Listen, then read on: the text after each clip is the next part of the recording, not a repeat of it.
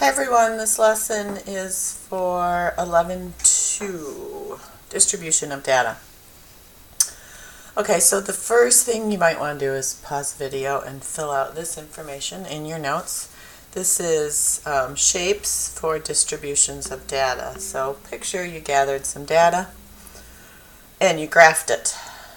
There's a way we describe the way the data looks when you graph it. So first I drew a bar graph here. So if you had all your bars that ended up at a similar height, and most of these graphs will be shown as a line graph. If it was all at the same height, we call that uniform. If you graphed your bar graph and you had fewer points here and more points over here on the right, we call that skewed left. So think skewed left means fewer data points on the left.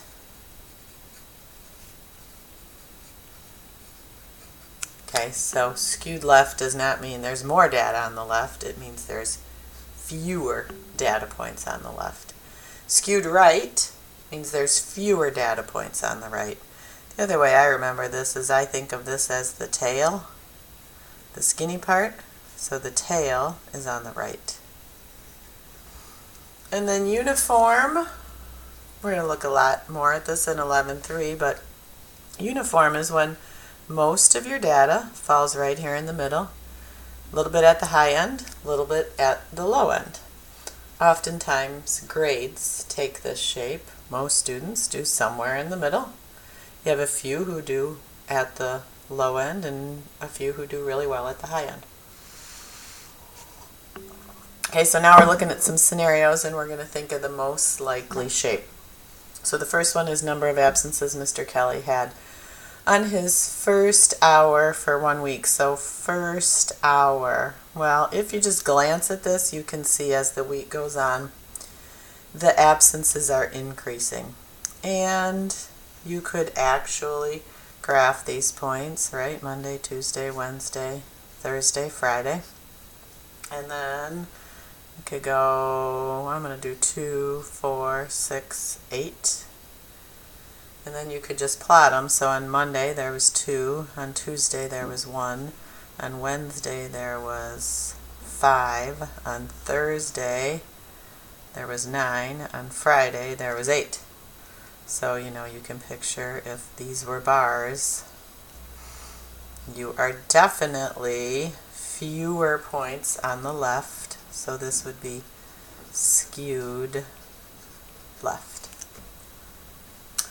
Okay, test for a very easy social studies test. So think if you're plotting your grades here, the higher grades would be on the right. So you could assume if it's easy, you would have fewer low grades. So this would also be skewed left. And then the key word in this one, the SAT scores for 1,000 randomly selected high school juniors, and I'm guessing they're looking at high school juniors maybe in the whole country. So they have a large sample, and it's random.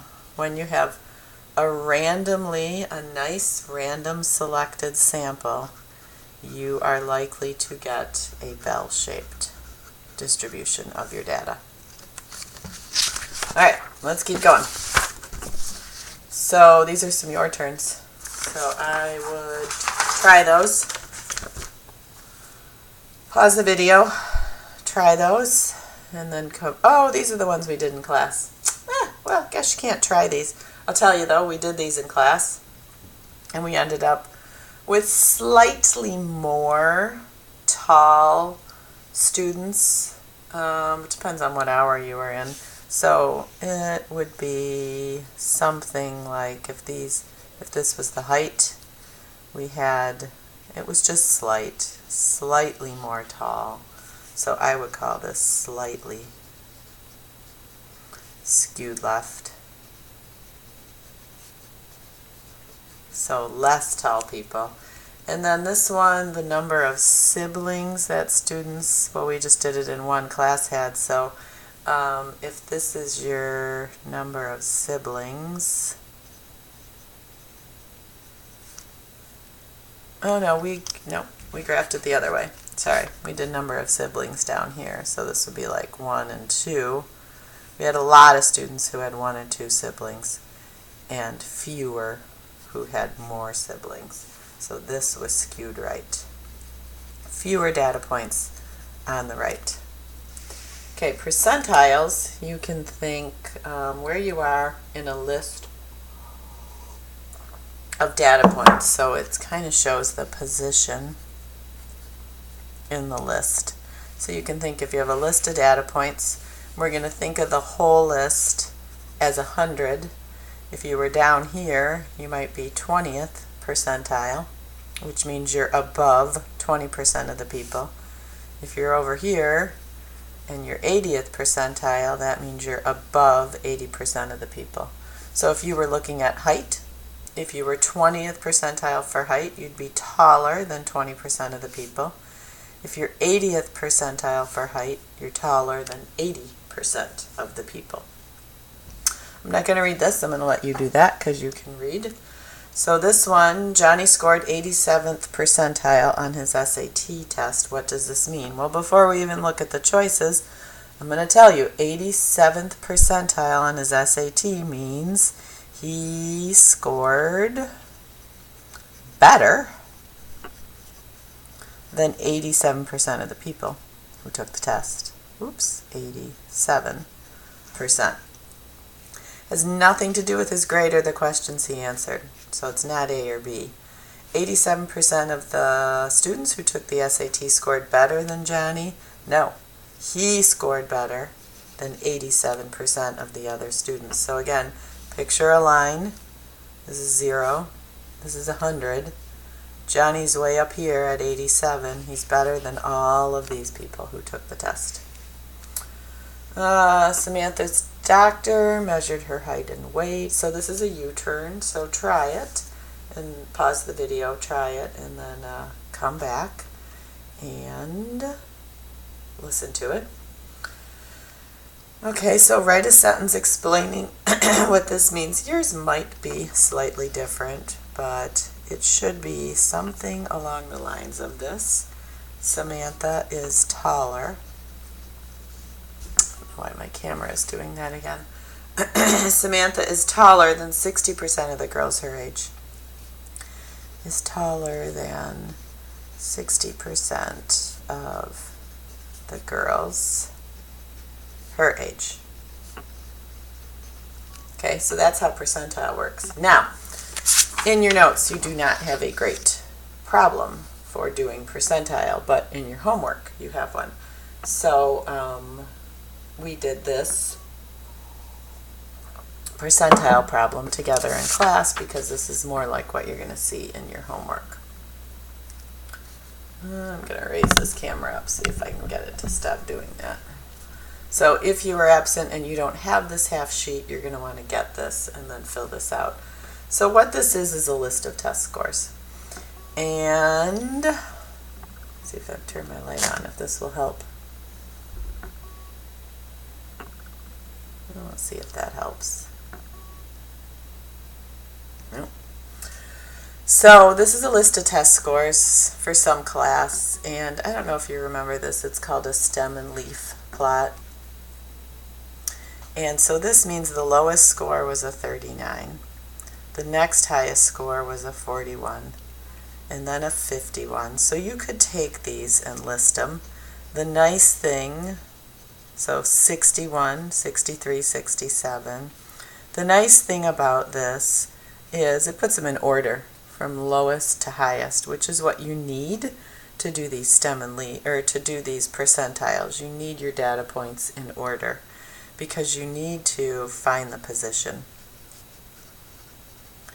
Find the position in the total.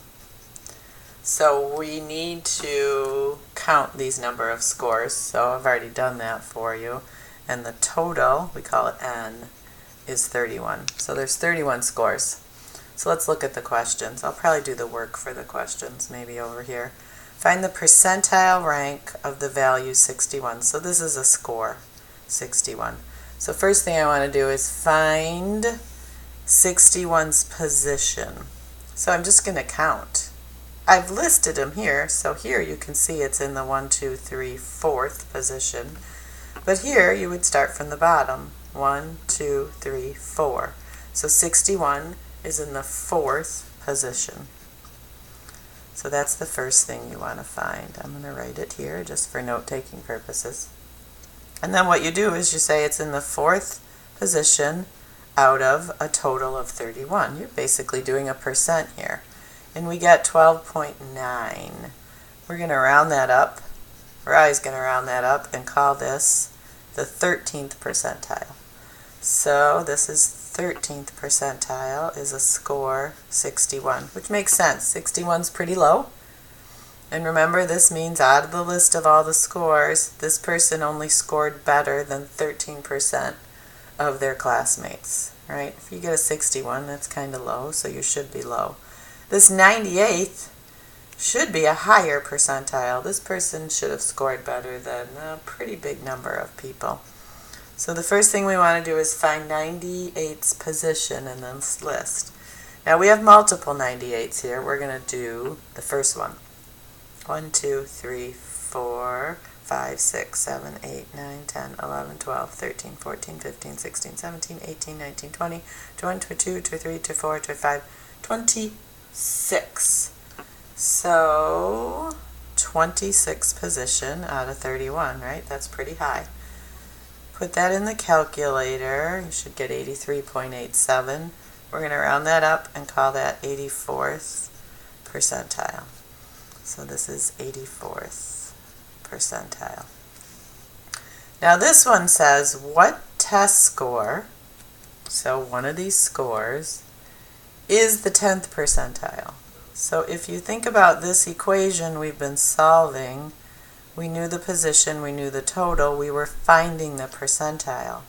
In the one we're about to do, we don't know the position, we know the total, and we know the percentile. 10th percentile, we want to write that as a decimal. Remember, don't write your percents as a percent, write them as a decimal. And then you're going to solve this for x, so you're going to multiply both sides by 31, and you're going to get x equals 3.1. Well, there isn't really, this is the position, by the way, this is not the score. There really isn't a position that's in 3.1, so we're going to round that up to the 4th position. And then let's see what's in the 4th position. 1, 2, 3, 4. So that's that 61 score again. Now you'll notice this was score 61 and we said 13th, and here we said 10. That just comes from this rounding that we have to do. Here we don't like to round this down to 12th because they're actually above 12. So that happens. Don't be concerned by that. We're always going to round up. So if you want to add that to this. All right, and then the last one. What's in the 90th percentile? So we're seeing what is the position out of 31 for the 90th percentile, 0.90. And we get x equals 27.9. We're going to round that up to the 28th position. And if we count, we're going to find that that is another score of 98. One of these 4 98s is in the 28th position. Okay, so that's how your percentile problems are going to go. This takes a bit of time, this next part, so I think I'm going to do that in a second video.